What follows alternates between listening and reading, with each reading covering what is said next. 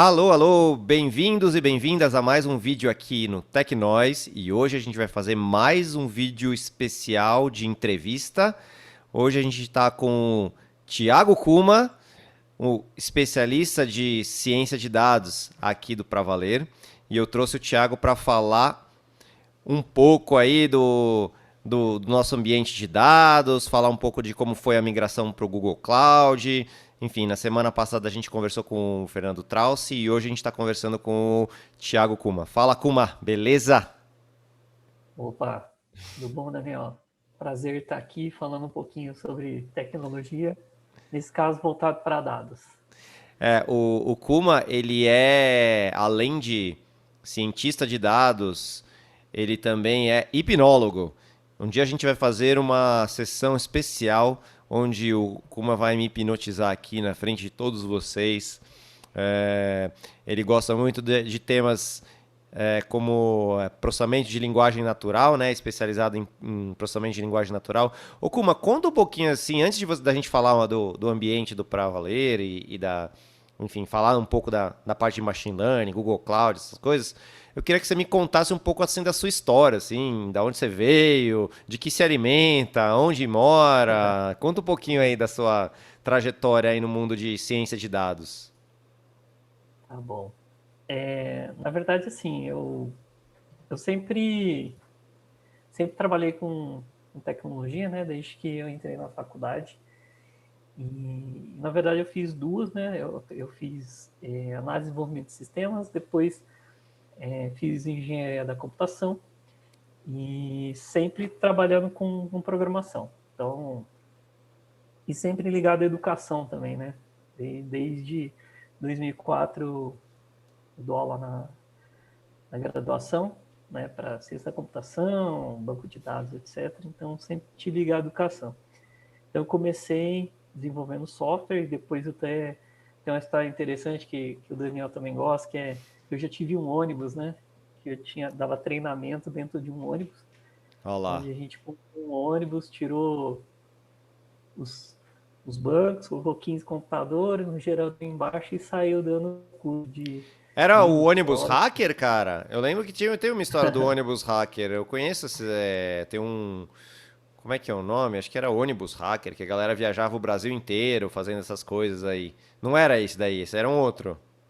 Não, esse aqui era o ED, Espaço Didático Itinerante, que a gente passava pelas cidades do interior de São Paulo e do Paraná, ministrando o curso da área de tecnologia, em 2002. Olha só. E aí eu sempre trabalhei com programação, né, assim, com desenvolvimento e treinamento. Depois, quando eu vim para São Paulo, eu vim para cá para ajudar a criar o curso de jogos, formação de jogos digitais, né, de uma universidade aqui de São Paulo. E eu sempre entendi que tinha algoritmos diferentes, né, dentro dos jogos que dariam para usar nos sistemas.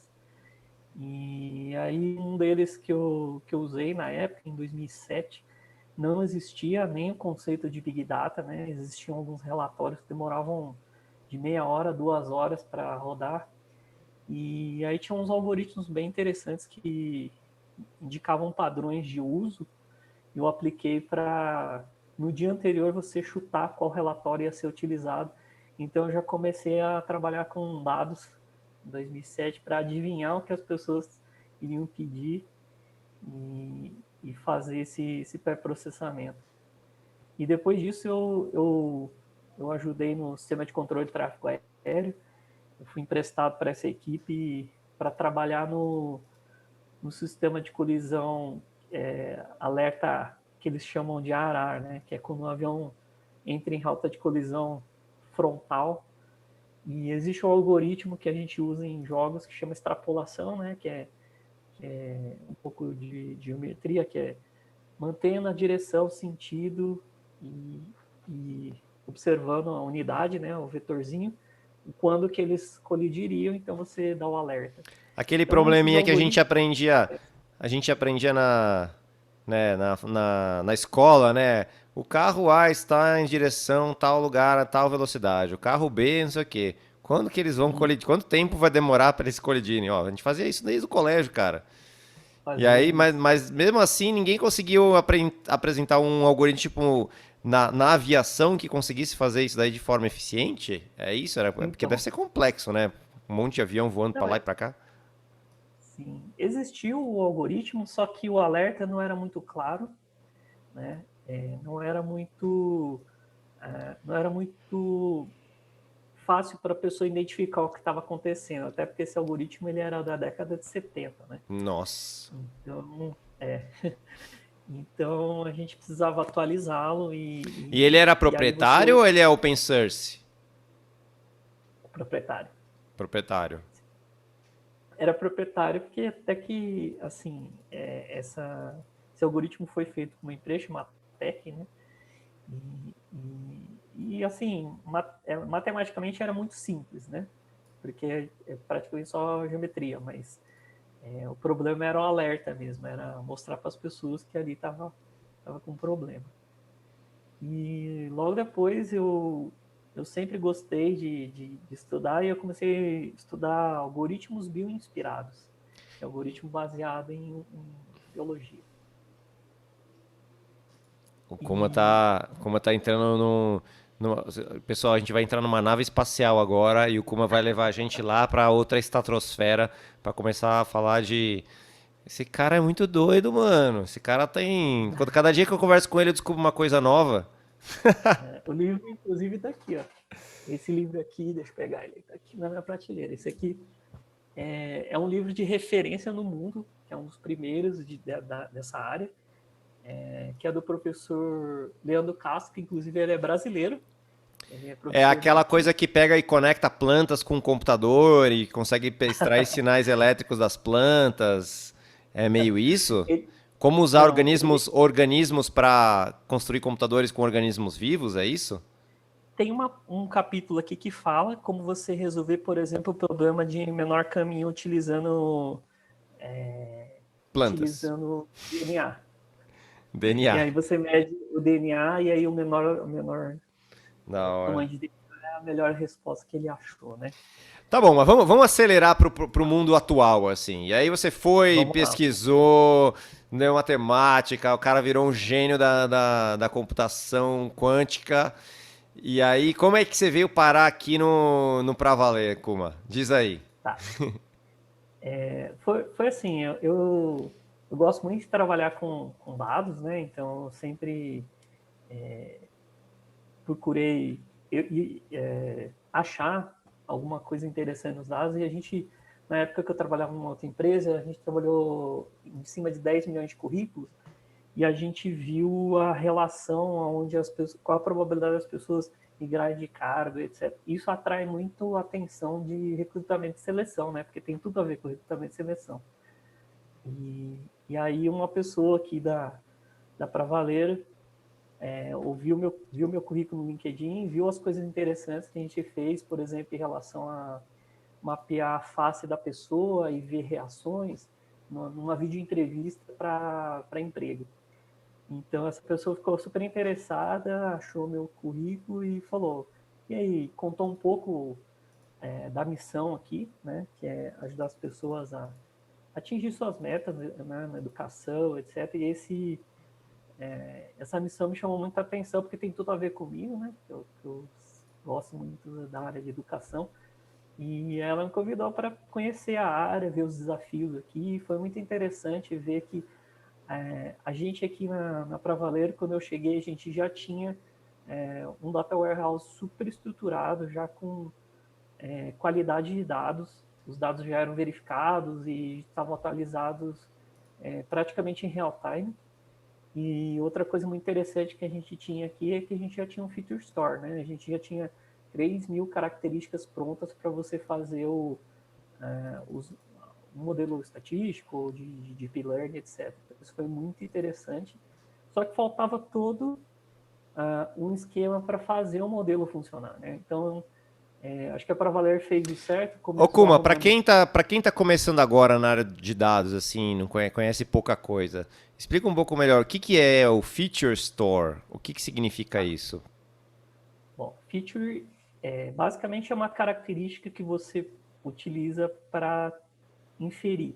né? Então pode ser, por exemplo, uma data de aniversário para você saber a idade, pode ser, que aí você pode transformar essa data em anos, ou tipo, quantas pessoas, a quanta pessoa tem idade em meses. Então você cria uma feature, né? Você cria uma característica ali. E essa característica pode te ajudar a, por exemplo, saber se uma pessoa ela é boa pagadora, ou ela é caloteira, ou ela tem algum tipo de característica assim. Então, essa Feature Store, na verdade, é uma base de dados, assim, uma abstração bem grande, é uma base de dados onde você tem 3.000 características onde você pode recuperar. E essa base, ela pode ter origem em vários lugares. Então, por exemplo, a nossa, ela é um compilado que tem dados que vêm de banco relacional, banco de documento, memória, etc. E você organiza tudo para ele ficar nesse repositório, né, que a gente chama de Feature Store. E lá tem que ter Perfeito. uma documentação, né, que é o que representa, da onde vem, etc. E aí, o que que você criou aqui no Pra Valer, depois que você veio, assim, que você falou, tá, tinha umas coisas que estavam faltando, assim, né?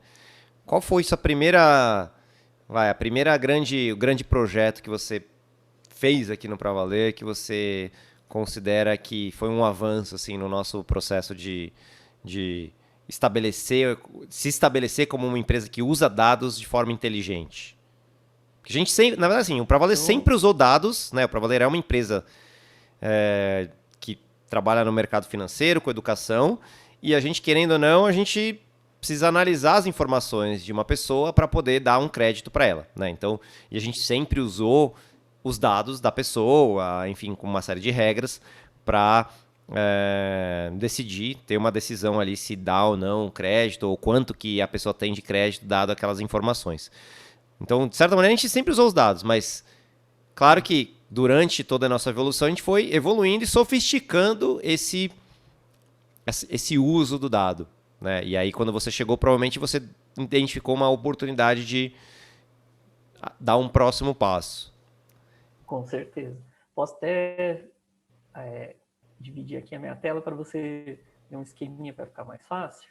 Opa, pode Vamos dividir lá. sim. Tá liberado aqui. Beleza. Então tá. Então o que acontece? Existem vários níveis de maturidade de quando você tem um modelo e coloca ele em produção, ou seja, você está usando os dados dele para tomar decisão, ou ele mesmo toma decisão para você.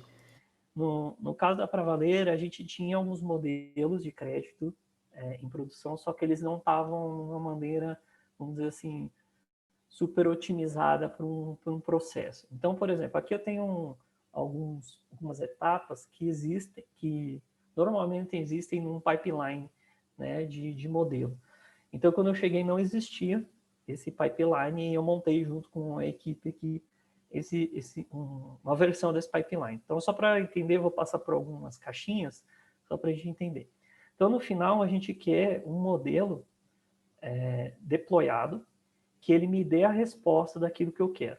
E essa resposta pode ser, por exemplo, pode ser uma API, onde você vai e bate, você me dá os dados e fala, me dá um crédito para o aluno, não dá, etc. Ou pode ser sei lá, um resultado em batch. Então eu classifico os alunos, por exemplo. Então, para isso acontecer, eu tenho que ter um modelo em produção. Para ter um modelo em produção, eu tenho um esquema, eu tenho que ter alguma forma de eu tornar essa entrada em produção o mais automatizado possível, né? Pensando como a gente chama de DevOps, né? Hoje, em computação, em engenharia de software, chama de DevOps. E aqui a gente chama de MLOps, né? Que é de Machine Learning. Os conceitos são muito parecidos, inclusive CI/CD, que é Continuous Integration e Continuous Deploy. A gente utiliza os mesmos termos, as tecnologias são um pouco diferentes, mas o objetivo é o mesmo. Então, o que eu tenho que ter? O objetivo, no Se final eu... das contas, é assim: você faz um código, né? E esse código, na verdade, às vezes é uma mudança ali na estatística, né, no seu modelo, né? E você testa ele local, na sua máquina ali, com algumas informações locais. Você quer fazer um deployment talvez num ambiente de staging, um ambiente onde você tem né, não está em produção, mas você pode ter um dado um pouco mais próximo do dado de produção para você fazer um próximo teste. Você quer apertar um botão, fazer um commit no Git, ele vai fazer automaticamente esse deployment nesse ambiente, vai rodar alguns testes, se os testes passarem, ele vai fazer automaticamente o deployment de produção e o modelo de produção vai estar... Seria mais ou menos essa ideia que a gente no mundo de dev está acostumado, né? Escreve um código, né? É uma feature nova, né? Uma tela nova, um botão novo, sei lá, uma nova integração, qualquer coisa. Escrevi o código, desenvolvi os testes, passou, validei, foi para homologação passou os testes de integração, né? Foi para produção. Né? Então seria mais ou menos o equivalente nisso, mas para um modelo de machine learning, certo? Exatamente. Existem algumas diferenças que aí eu posso te apontar aqui. Que é, por exemplo, normalmente quando você coloca um sistema em produção, é óbvio que você faz os testes e você tem você pode fazer vários tipos de testes, né? Unitário, quando você está fazendo continuous integration, você pode fazer teste unitário, você pode fazer teste de integração, aí smoke test e o teste de aceitação, vários outros tipos de teste. Quando a gente está falando em modelo, ela é uma porção de software que se comporta um pouquinho diferente. Por quê? Quando você tem um if, ele sempre, dado o input, ele te responde sempre a mesma coisa. Né? Quando a gente tem um modelo, a gente não tem mapeado exatamente o caminho que ele toma a decisão. Então, muitas vezes, você tem como se fosse uma caixinha preta ali e você não sabe muito bem se o 0,1 ou 0,2 vai dar muita diferença. Então, é difícil você testar todas as entradas para entender se todas as saídas condizem com o que você quer. Então, você tem que meio que entender se o desempenho daquele modelo está indo bem. Então, a gente tem que fazer alguma coisa do tipo canário, que em engenharia de software a gente chama de canário, que vai colocando aos pouquinhos algumas máquinas com uma versão mais atualizada e ver o comportamento. Perfeito. Mesmo porque, né, aquela ideia de que, né, a gente, na computação, quando a gente programa, né, um software usando ifs e whiles e enfim, comandos que uma pessoa programadora foi lá e colocou, você tem como input o algoritmo e o dado. E o output, né, é o resultado da soma do algoritmo mais o dado. No machine learning inverte a lógica, né? O input é o dado, né, Isso. de saída e o dado de entrada. E o output é o algoritmo, que é uma caixa preta. Você não escreve o algoritmo. O algoritmo ele é simplesmente gerado pelas regras que você definiu de como chegar, dado um input, dado um output, como um chegar no outro, né? Exato, exato. Basicamente é isso. E aí, essa característica que você trouxe, ela modifica também um pouquinho o ciclo. Por quê? Quando eu estou programando, eu não preciso guardar o racional da programação. Eu não preciso guardar o que eu usei para dizer que aquele if é O maior que próprio 0,1. código é o racional, né? Exatamente. Na hora que eu estou fazendo e tem uma caixinha preta, o que eu tenho que guardar? Eu tenho que guardar os dados que originaram aquele cara. Porque se eu precisar retreinar, se eu precisar Perfeito. tentar entender o que acontece, então eu tenho que guardar o que a gente chama de megadata, que é esse cara aqui. Por quê? Por exemplo, hoje, no pipeline do Travaler, a gente faz o seguinte: a gente pega da Feature Store, seleciona um pedaço do dado que a gente vai começar a utilizar no Machine Learning, e quando a gente vai treinar, a gente é obrigado no pipeline a guardar o dado que foi utilizado para criar o modelo. Então, você versiona o modelo e versiona o dado que gerou aquele modelo. Então, o deploy, quando eu ponho deploy o modelo, eu tenho que guardar como que ele nasceu. E aí tem várias implicações de você não fazer isso, que é do tipo, que feature que você usou? Como é que ela estava naquele momento? Será que a distribuição normal dela estava boa ou estava ruim da amostra quando você fez? Porque hoje, por exemplo, a gente tem uma situação de pandemia. Talvez a distribuição dos dados no tempo, etc., a gente tenha mais outliers, porque a gente está num momento diferente. Então eu tenho que de repente, voltar a entender por que o dado estava funcionando no passado e aquele dado e aquela feature agora não está funcionando. De repente, ela mudou a característica do dado, entendeu? Por isso que eu tenho que guardar, no caso, essa amostra, né, que é utilizada. Então, no pipeline, é muito parecido com o de dados, porque você tem que fazer uma experimentação, você tem que treinar, e aí na hora de treinar eu guardo o dado que eu treinei. Assim que a gente comita, né, o treinamento, existe um gatilho que identifica lá no GitHub e tem uma trigger lá na GCP que já começa a gerar um Docker para treinar aquele modelo. Então você modifica o código do treinamento, quando você comita, ele já gera um Docker com aquele código novo de treinamento, começa a treinar e já gera um treinamento. E se tiver agendado, ele já pode começar o processo de deploy, que seria o continuous deploy. Perfeito. Muito legal, cara. E aí a gente hoje está, então, totalmente otimizado nesse sentido. Esse modelo aí que você colocou, ele é bastante usado nas empresas ou cada empresa tem um pipeline um pouco diferente desse aqui? Esse é meio padrão, assim, todo mundo usa um padrão meio desse igual a esse aí? Ou é uma coisa exclusiva do Pra Valer?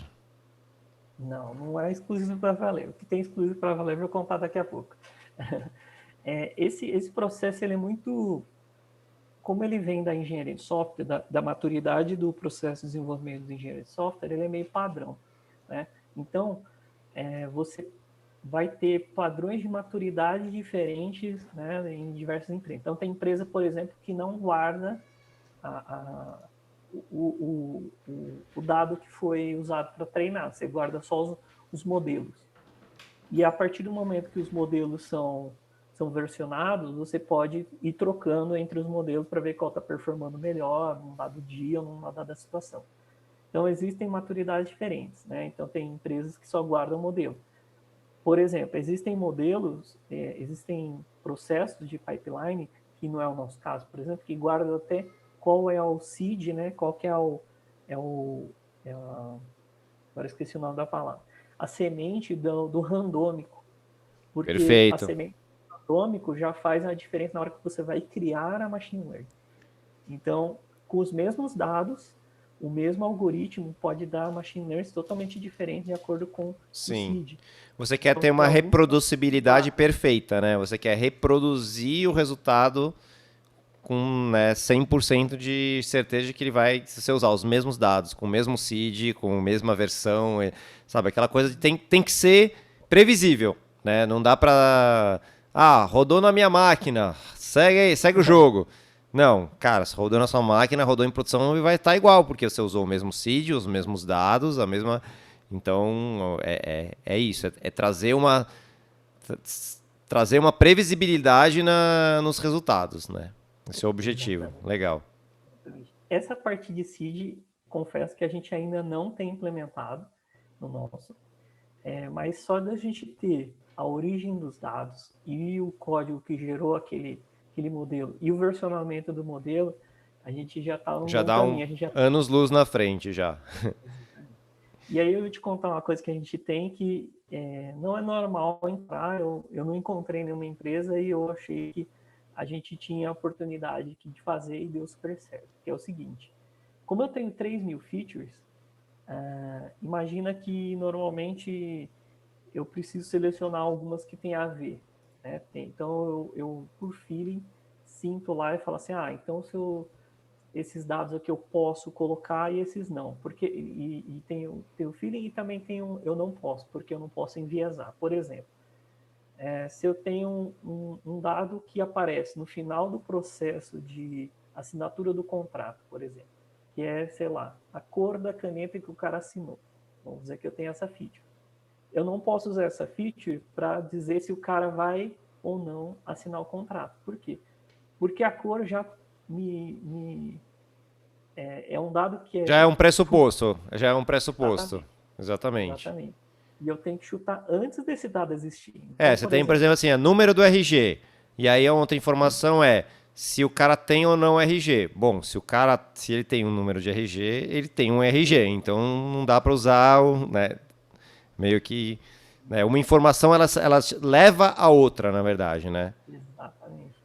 Então, o que a gente tem aí no Pra Valer? Como a gente tem 3.000 features, já é uma quantidade grande e tende a crescer, porque a gente está cada vez gerando mais produtos e desenvolvendo novas features, a gente tem, normalmente, o que as pessoas têm é um dicionário de dados, né? Que significa, só que a gente faz uma coisa. A gente, todos os dias, pega uma porção de cada uma das features. E a gente tem assim, isso aqui quantitativo ou é qualitativo? Estatisticamente, ele é categórico e não é. E aí você tem alguns tipos de aferições estatísticas que você pode fazer.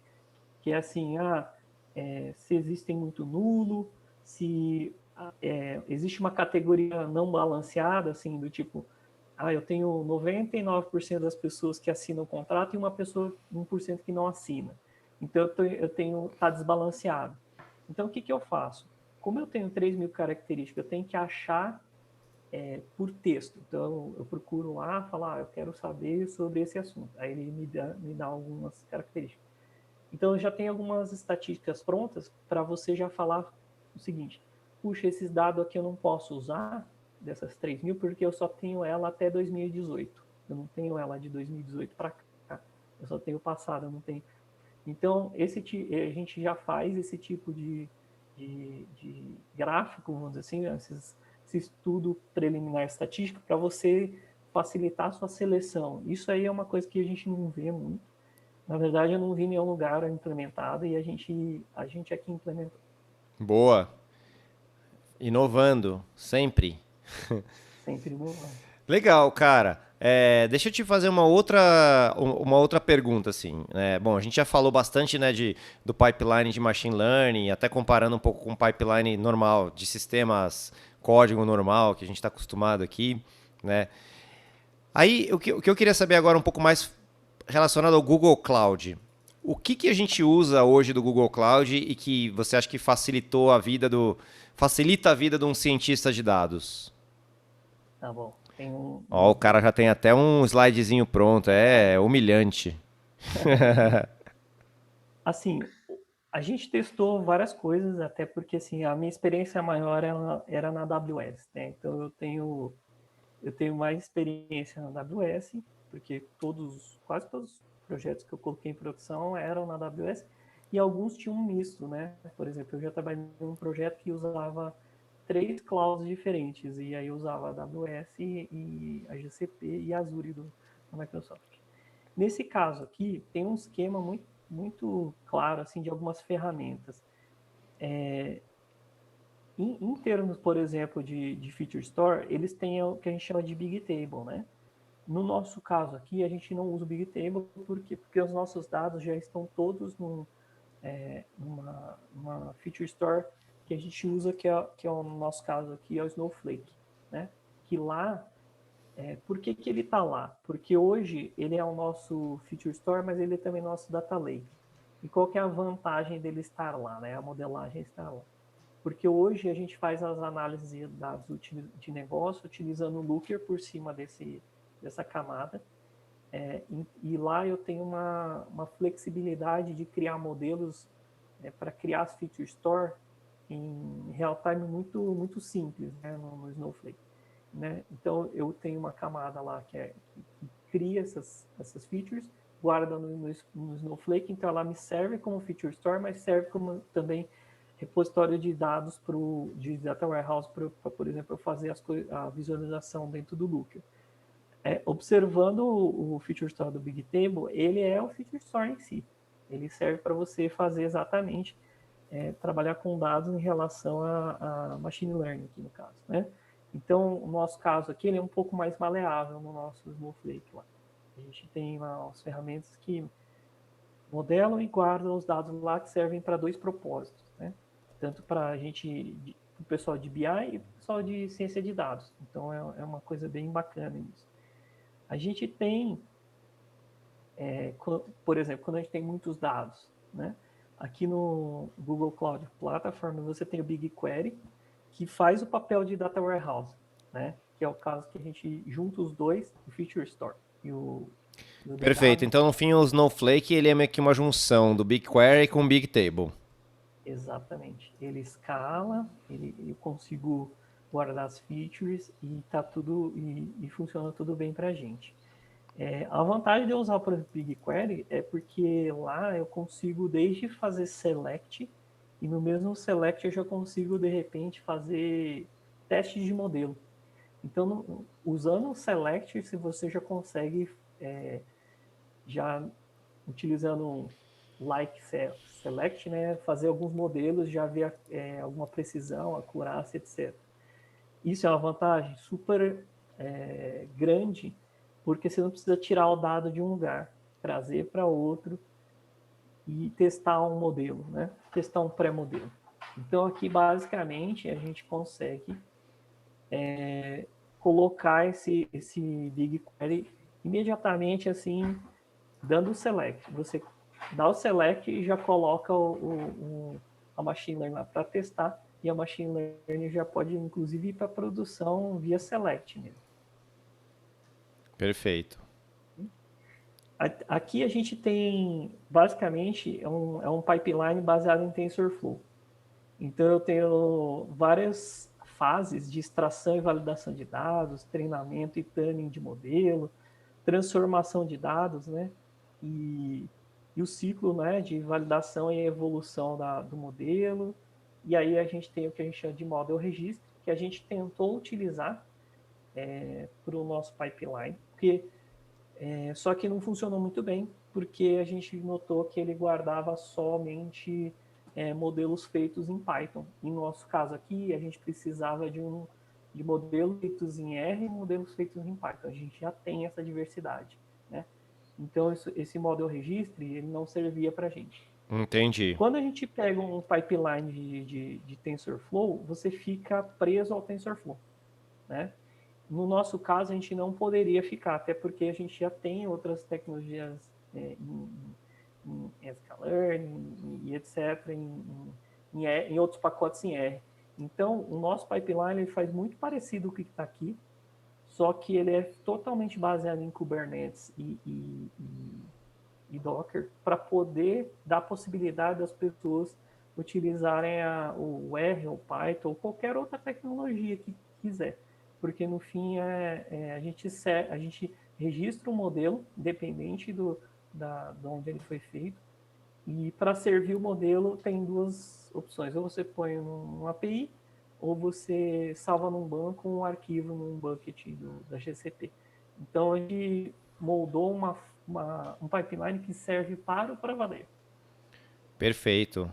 Perfeito, é isso aí, tem que adaptar. A gente usa uma parte dos serviços do Google que serve pra gente e o que não serve a gente faz. A gente usou uma camada de abstração mais para baixo, né? Foi para um nível um pouco mais da infra, né? Dado que Perfeito. na camada de abstração mais alta, né? A gente não conseguia utilizar.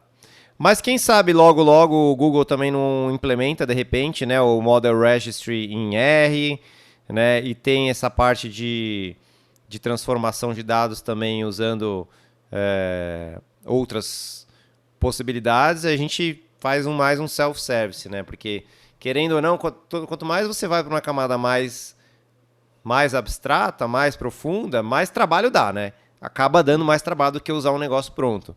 E aí tem a vantagem e a desvantagem. A vantagem é que você tem mais liberdade. A desvantagem é que dá mais trabalho. E a gente não quer gastar tempo com a infra, a gente quer gastar tempo estudando modelo, estudando dado, analisando dado. Então, quanto mais a gente puder servir, ter uma infra self-service que a gente possa simplesmente usar e passar a maior parte do nosso tempo, né, ou escrevendo código, pensando no cliente, olhando os dados, é onde a gente vai ser mais produtivo, né? Com certeza. Uma coisa bem interessante também é que essa semana existe uma tecnologia que é um adendo que chama Databricks, que é muito conhecido na área de ciência de dados, porque é uma plataforma super democrática, vamos dizer assim, que você pode usar SQL, R, Python, inclusive no mesmo ambiente, e você pode fazer colaborativo. Então, se eu aqui e você quisermos criarmos um machine learning, a gente pode falar assim, Daniel, eu vou fazer aqui nessa primeira parte aqui o código para preparar os dados, você já vai fazendo o código para avaliar se o machine learning vai funcionar. E a gente colaborativamente, em tempo real, pode ir escrevendo o código junto. E aí você escreve em R ou em Python. Então o Databricks hoje, há uma semana atrás ou 2 semanas atrás, anunciou que ele vai estar nativo agora na GCP. Então uma coisa Boa. boa, que é uma coisa que a gente buscava quando a Olha, gente foi acabei de ver montar o... aqui acabei de ver aqui no site do Databricks o anúncio. Depois vou deixar o link do vídeo também, o anúncio Legal. de que agora estão nativos Boa! Tá vendo? O Google Cloud vai comendo, né? Mais um. Bem legal, cara. Bem legal. Bem bacana. E o que você sente falta hoje, Kuma, no Google Cloud, que não tem hoje no Google Cloud? Além dessas coisas que a gente falou, tem mais alguma coisa que você acha que poderia ter no Google Cloud para facilitar a vida do cientista de dados? Olha, o que eu lembro existe uma operação que às vezes é difícil fazer em termos de supervisionado, né, de machine learning, a estratégia supervisionada, que às vezes é colocar label. Por exemplo, eu preciso treinar uma machine learning para descobrir que existe uma peça que ela está sendo colocada errada num carro, por exemplo. Então eu tenho que pegar milhares de fotos ou uma quantidade bem grande de fotos e anotar, ou seja, dizer se está correto ou está errado. Existem alguns pipelines, alguns clouds que já têm esse serviço onde você dá alguns exemplos e você disponibiliza o dataset, né, as imagens, e existe já o humanos já do outro lado lá, a hora que você submete, para ele já Ah, tipo anotar. o serviço Mechanical Turkey, tipo o Mechanical Turkey, Exato. que é um serviço que E tem eu, na AWS. É, o Google não isso, tem esse, eu acho que o não, Google ainda não tem. até onde eu sei não tem. E Boa, é vou uma pesquisar aqui, ver se o Google já. Vou sugerir para eles. Ó, Google Cloud, Mechanical Turkey, Google Turkey. se eu não me engano, não tinha. Da última vez que eu vi, não tinha. Então, é bem útil. Eu acredito, assim, que o Google, como ele está embasado muito em Kubernetes, etc., ele tem uma flexibilidade maior para oferecer serviços diferentes para a gente. Né? Então, eu acredito que eles vão evoluir cada vez mais rápido. Bacana, cara. Pra gente terminar, Kuma, que a gente já falou várias coisas, acho que, pô, muito legal aí tudo isso que você tá trazendo. Eu queria que você trouxesse uma palhinha, assim, a gente pode depois fazer um vídeo mais específico só sobre esse assunto, porque eu acho que é um assunto que merece um vídeo específico, mas eu queria que você desse uma palhinha, assim, no quais são o que vem por aí no mundo da ciência de dados, do machine learning, né? O que tem de novidade, assim? O que está surgindo aí que está impressionando as pessoas? Enfim, qual é o próximo grande, né, next big thing no mundo de ciência de dados? Tá. Eu acho que a resposta, a princípio, todo mundo já imagina que eu vou falar GPT-3, ou algoritmos mais genéricos, assim. E realmente é o próximo passo que muita gente está buscando, né? Os laboratórios de IA mais avançados estão procurando esse tipo de tecnologia de uma machine learning um pouco mais genérica, né? Porque até então a gente tinha problemas de tamanho de processamento, aí a gente isso venceu com a nuvem, hoje está muito mais barato. A gente tinha o problema de não ter dados suficientes, agora a gente já tem toda a estrutura de Big Data. Aí a gente começou a gerar modelos ou inteligência artificial para resolver problemas mais pontuais, do tipo transcrever, traduzir é, é, e observar a imagem, classificar. esse tipo de tecnologia já está disponível. Então, os serviços que a gente chama de serviços cognitivos já estão todos prontos. Então, hoje, se você quiser transcrever um texto, você tem uma API do Google, que você vai lá, joga o áudio e já te dá o escrito. Né? A parte escrita já te fala onde, em que ponto está cada palavra, etc. E aí o próximo passo seria criar uma inteligência mais genérica, uma inteligência que possa passar entre, que possa dissertar ou possa entender de vários assuntos ao mesmo tempo. Tá? Então, o GPT-3 é uma ideia de ter uma inteligência treinada numa gama de assuntos muito diversos, e lá também ele tem uma generalização tão boa que você pode falar sobre um assunto, ele consegue meio que relacionar com outros e falar sobre um assunto que ele não foi apresentado para ele, fazendo uma comparação, que é o que o ser humano faz, né?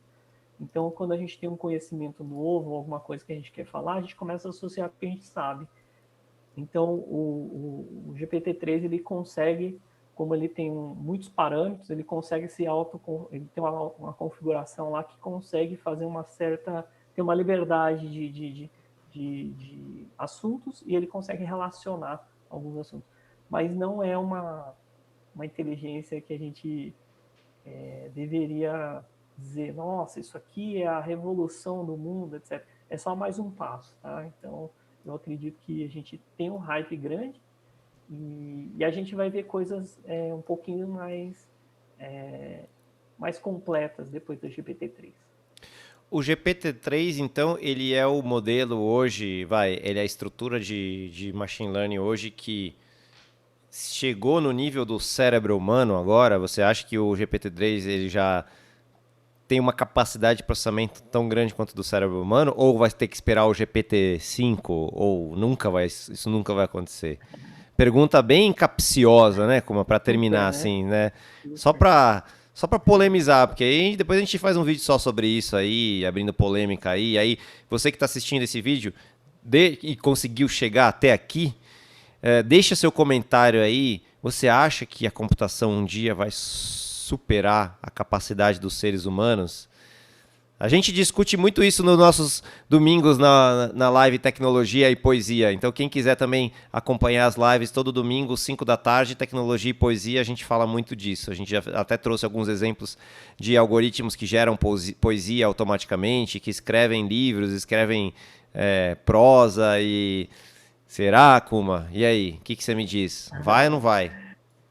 A primeira parte é mais fácil de responder. Não, o GPT-3 não chegou na capacidade humana, porque ele é limitado, ele não tem, vamos dizer assim, ele não tem noção muito do que ele está falando, então ele não tem motivação, ele não consegue ir um pouco mais além que é o que o ser humano faz, né?